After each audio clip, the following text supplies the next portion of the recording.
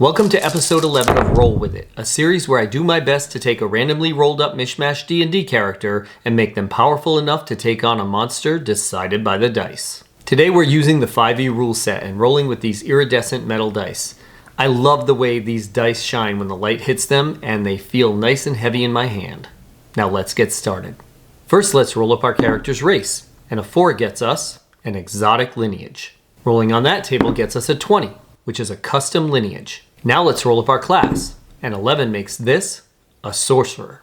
Rolling on the sorcerer origin table gets us a 6, which is shadow magic. Lastly, let's find out what level we are. And we get a 13. This is going to be a 13th level custom lineage shadow magic sorcerer. Okay, my apologies. I had to take a little time away from making D&D videos, but it's good to be back. Now let's dive into this character. It's a sorcerer. So we're going to start off by prioritizing charisma and dexterity and constitution. If you're using point buy, we're just going to put 15s into each of those and use the rest as our dump stats. Because we have a custom lineage, we're not going to be able to round up each of these to even numbers, so we're just going to take our 2 ability score points and put them into charisma, raising it to 17.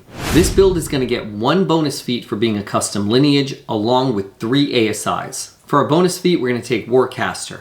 Then we're going to use our ASIs to raise our dexterity and constitution up to 16 each. We're going to raise our charisma up to 19, and we're going to take the feat skill expert. That's going to raise our charisma all the way up to 20, and we're going to take expertise in stealth. Now we've got a whopping plus 13 stealth bonus, which combined with some of our spells is going to make it easy for us to stay out of harm's way. Now with a single class sorcerer like this, what we're really focused on are 2 things. Number 1, our selection of Metamagic feats, and number 2, our spell selection. In order to figure out what we want to choose, we have to focus on our core feature as a shadow magic sorcerer, and that is the 6th level feature, Hound of Ill Omen. When your hound is within 5 feet of its target, that target is going to have disadvantage on all of its saving throws against your spells. So let's build our strategy around that. I'm going to pick up my Metamagic feats. Now, there's a lot of good ones you could take. I think Distant Spell is very strong. I think Extended Spell is very strong. But for this build, I'm going to take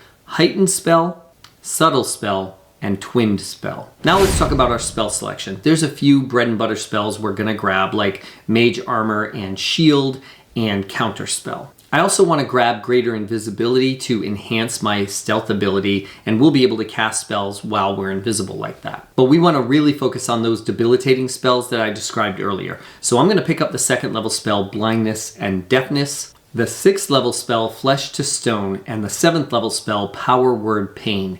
These are all fantastic spells, and our Hound of Ill Omen is just going to enhance them and make them even more powerful.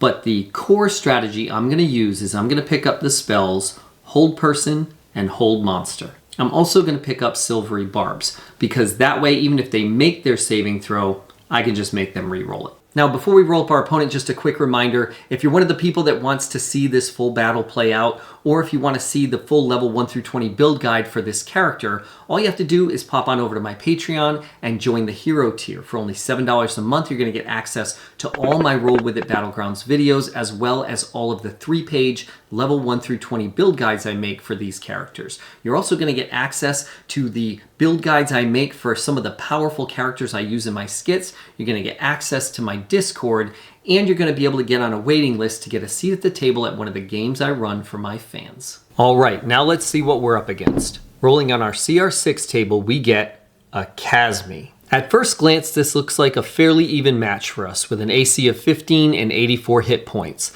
But it has some advantages over us. It's got a fly speed of 60 and a number of resistances and immunities that make it hard to take down. It's got equivalent dark vision to us. It's got a drone that it emits at all times out to 30 feet that can knock us unconscious if we're not careful. And most troublesome for us, it's got magic resistance and a proboscis that does a massive amount of damage, 16 piercing per hit, 24 necrotic per hit for an average total of 40 points.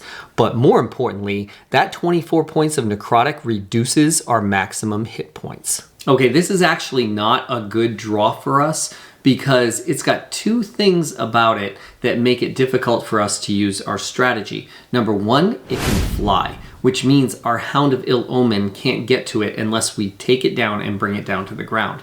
Number 2, It's got magic resistance, which means even when we're applying disadvantage to its saves, it's still going to at least get a flat roll. All of that said, I think we got this. We're just going to stick to our strategy. So when we first see this thing, we're going to hit it with a hold monster spell, and we're going to apply the heightened spell Metamagic to that, so that its first roll against hold monster is just a flat roll. Now it's got a +5 to its wisdom save, but we have a spell save DC of 18, meaning it's only going to pass about 30% of the time.